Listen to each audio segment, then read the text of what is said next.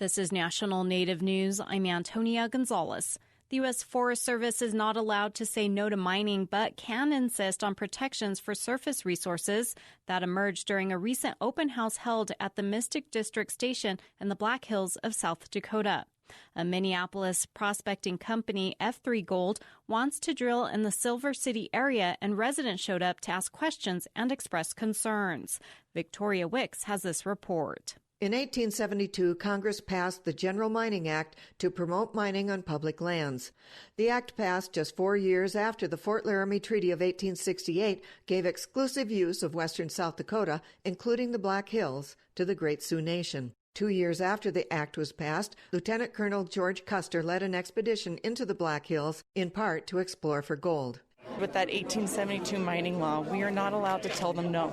We can only tell them how. Jessica Eggers is a member of the Mystic District of the U.S. Forest Service, serving as planner for the National Environmental Protection Act, or NEPA.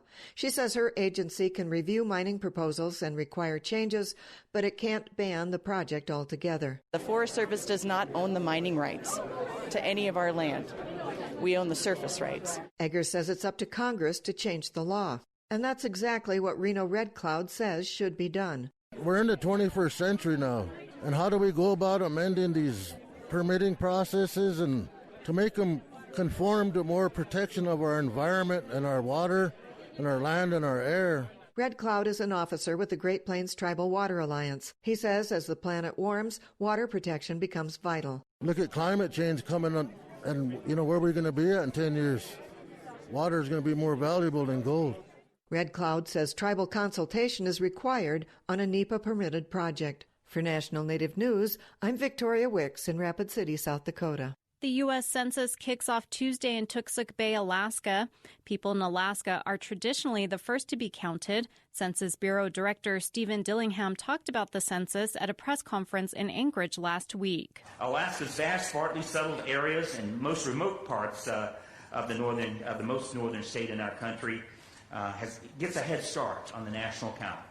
These areas are traditionally the first to be counted, and that's continuing with the 2020 census. Our goal is to count everyone once, only once, and to count them in the right place.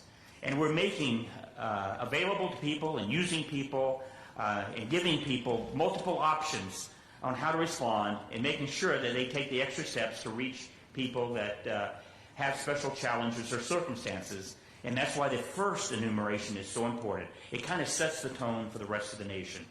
Census takers will travel by small plane and snowmobile while the ground is still frozen to allow access to remote areas. Residents may be leaving in the spring to fish, hunt, or take seasonal jobs, which census officials say make it difficult to get an accurate count leading up to Census Day on April 1st.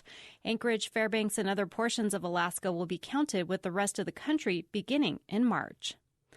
The body of Selena Not Afraid has been found. The 16-year-old went missing on New Year's Day in Montana. The Billings Gazette reports law enforcement officials do not suspect foul play in her death. Multiple agencies have been searching for Not Afraid around Interstate 90 between Hardin and Billings, where she was last seen at a rest stop walking away from a broken-down vehicle. Her body was found Monday morning near the rest area. She's the niece of Crow Tribe Chairman Alvin Not Afraid, who expressed sorrow in a statement, adding that grief support will be available for her family and community members. I'm Antonia Gonzalez.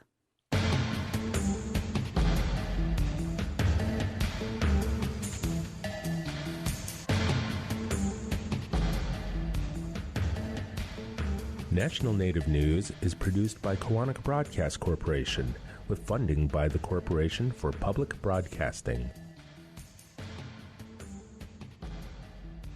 Like the circle of life, there is an opportunity that comes around every 10 years, a chance to participate and let our voice be heard.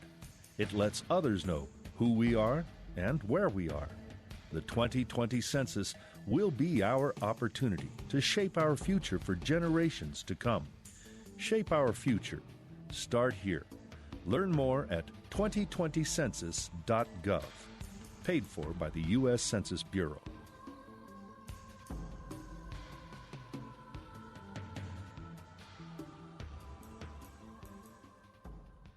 Native Voice One, the Native American Radio Network.